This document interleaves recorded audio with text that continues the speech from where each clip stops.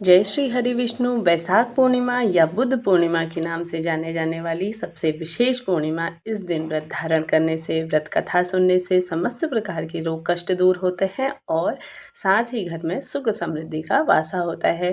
तो जैसा कि सभी प्रिय श्रोताओं, आज हम वैशाख पूर्णिमा व्रत कथा यहाँ पे श्रवण करेंगे।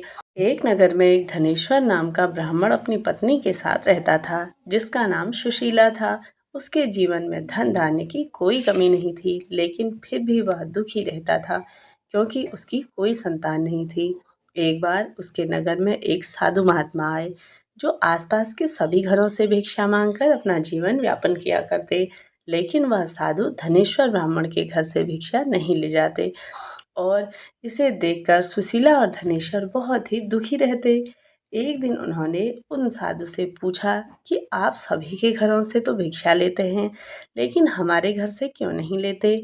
तब महाराज बोले कि यह बात, साधु ने जवाब दिया कि तुम निसंतान हो, इसलिए तुम्हारे घर से भिक्षा लेना पतितों के अन्न के समान होता है और मैं आपका पाप का भागीदार अब नहीं बनना चाहता। इसी कारण से मैं तुम्हारे घर से भिक्षा नहीं लेता।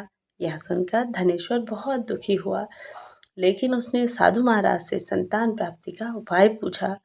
तब साधु ने ब्राह्मण दंपति को 16 दिन तक माँ चंडी की पूजा करने की सलाह दी और फिर धनेश्वर और उसकी पत्नी ने विधि विधान से माँ चंडी की पूजा की। दंपति की इस उपासना से प्रसन्न होकर माँ काली प्रकट हुई और उन्होंने सुशीला को गर्भवती होने का वरदान दिया। साथ ही उस ब्राह्मण दंपति को पूर्णिमा व्रत की विधि भी बताई। माँ काली ने पूर्णिमा की विधि बताते हुए कहा कि हर पूर्णिमा के दिन दीपक जलाना और सभी पूर्णिमाओं को दीपक की संख्या बढ़ा के जलाना। ऐसा करते करते तुम्हारे पूरे 32 दीपक न हो, तब तक माँ काली की उपासना करते रहना। और ब्राह्मण की पत्नी सुशीला गर्भवती हुई। इसके फलस्वरूप दंपति के घर में एक पुत्र जन्म लिया, जिसका नाम दंपति ने देवदास रखा। ये बालक चंद्रमा की तरह उज्जवल, बुद्धिमान और सुशील था। उनकी माता ने देवी के कृपा से पूर्णमासी का व्रत आरंभ कर दिया। जब वह 16 वर्ष का होने लगा, तब माता पिता की उसकी आयु की चिंता सताने लगी। उन्होंने योजना बनाई कि देवीदास को काशी विद्या अध्ययन के लिए भेजा जाएगा, क्योंकि यह अल्प आयु है और 16 वर्ष में ही इसकी मृत्यु हो जाएगी। इसी भय से माता पिता हमेशा चिंता में लगे रहते। तब देवीदास को काशी विद्या अध्ययन के लिए भेज दिया गया। इसके लिए उन्होंने भाई देवीदास के मामा को बुलाया और उसे बुलाकर उन दोनों को काशी को रवाना किया, परंतु उन्होंने किसी को भी इस अल्प आयु के बारे में बात नहीं बताई थी।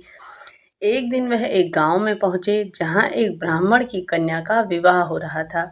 कन्या ने देवीदास को देखकर उससे विवाह करने की इच्छा जताई। देवीदास ने अपनी अल्प आयु की बात बताई, लेकिन कन्या ने कहा कि उसकी गति देवीदास के साथ बद गई है।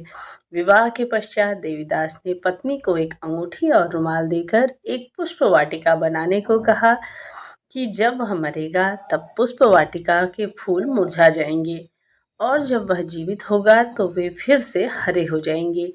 काशी में पढ़ाई करते समय एक रात काल प्रेरित होकर एक सर्प देवीदास को डसने हो आया, परंतु 32 पूर्णमासियों के व्रत के प्रभाव से वह सफल नहीं हो पाया। फिर स्वयं काल आया और प्राण हरने का प्रयास किया, जिससे देवीदास बेहोश होकर गिर पड़ा।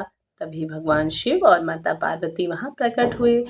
माता ने शिवजी से प्रार्थना की कि व्रत के प्रभाव तथा माता के पुण्य के कारण देवीदास को जीवन दान दिया जाए। शिवजी ने उन्हें पुनः जीवन दान दिया। उधर उनकी पत्नी पुष्प वाटिका को देखती रही। जब फूल नहीं मुरझाए तो वह आश्चर्य में पड़ गई।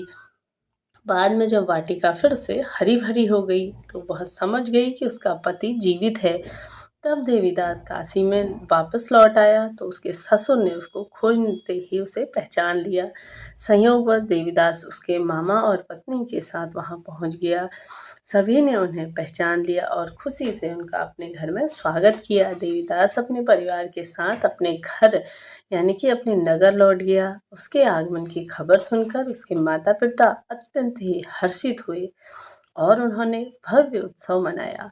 अंत में श्री कृष्ण यशोदा माता से कहते हैं कि धनेश्वर को संतान रत्न उसकी दीर्घायु और कुल की रक्षा केवल 32 पूर्णमासी के प्रभाव से ही संभव हुई है। जो भी मनुष्य श्रद्धा से पूर्णमासी का व्रत धारण करता है, व्रत कथा सुनता है, वह जन्म जन्म के पापों से मुक्त होकर सुख, समृद्धि और सौभाग्य को प्राप्त करता है।